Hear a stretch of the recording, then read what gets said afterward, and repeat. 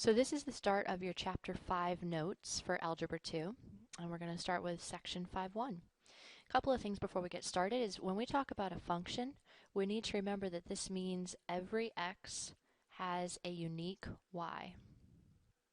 Every x has a unique y value. Or we can say that every input has a unique output. Every domain has a unique range. So when we talk about functions, we also see the notation of f of x. We need to remember too that when we talk about an inverse of something, an inverse means that we have swapped the x and the y, or it can mean that we have undone a function or undone a operation.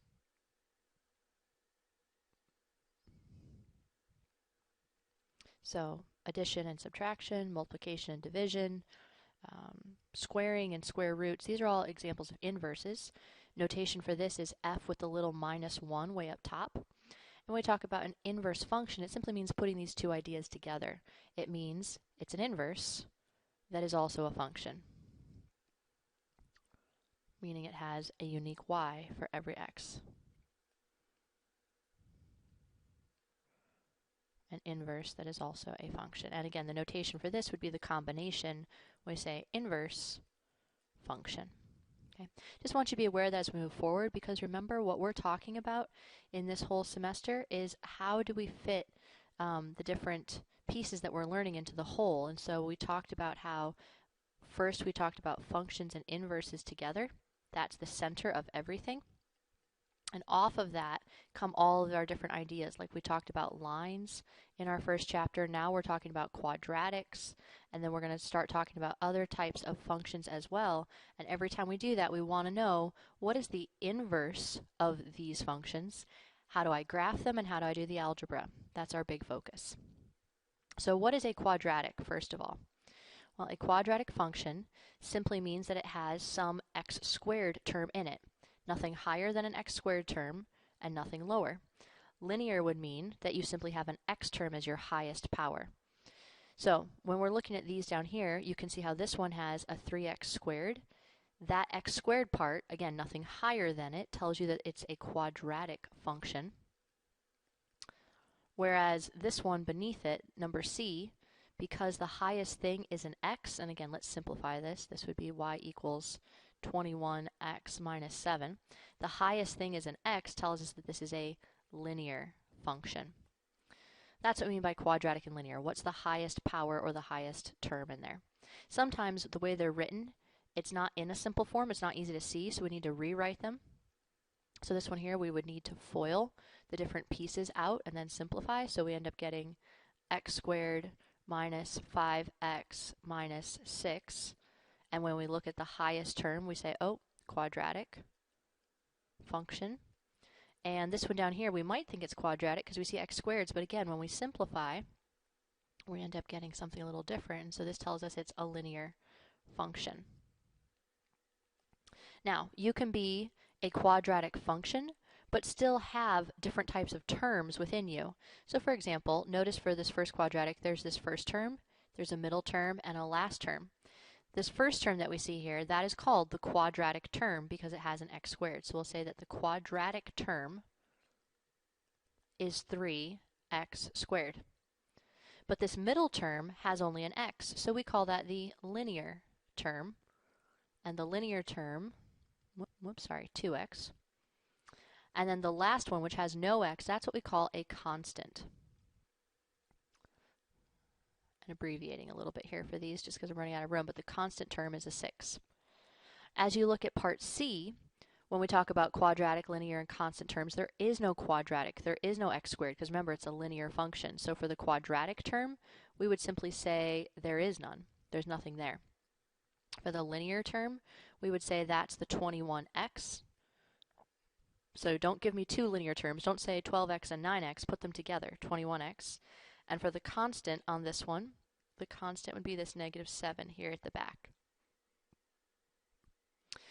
Let's take a look at these ones next door. So this one, quadratic function, so our quadratic term will be that first starting one, x squared.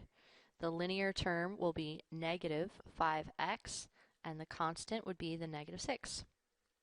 For this last one here, again, it's linear, so there is no quadratic. The linear term is 5x, and the constant term, there's no constant term there, so it's like having a plus 0 here, so we'll just say 0. Now, since we're focusing on the quadratics, we want to also focus on what do they look like when you graph them. So I know you guys have seen these before. You've seen parabolas. That's the graph of a quadratic function. And the important pieces in a parabola are the following. First of all, you have a vertex. This is always the lowest or highest points on a parabola. So this one right down here, the vertex would be 1, negative 1. And for this one next door, the vertex would be negative 1, 2. So highest or lowest point on the graph. They also have an axis of symmetry, and for this axis of symmetry, this is what cuts the parabola or divides the parabola in half. So as I think about this line that runs through these parabolas, okay, so notice how they reflect on either side of those lines. So divides parabola in half. Things reflect over this line. So when you list your axis of symmetry, you're going to say that it's x equals some number. And what number is this line here running through? It's running through x equals 1. Again, what is this line running through here? It's running through x equals negative 1.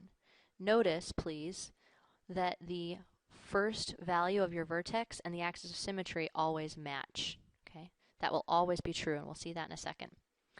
The y-intercept then, this piece is where the graph hits the y-axis. So for us here, it's right there. So the y-intercept is at the origin, 0, 0. On our second graph, it's a little higher up, and the y-intercept is at 0, 1. The thing you need to notice about the y-intercept is that the starting value is always 0. We talked about this before.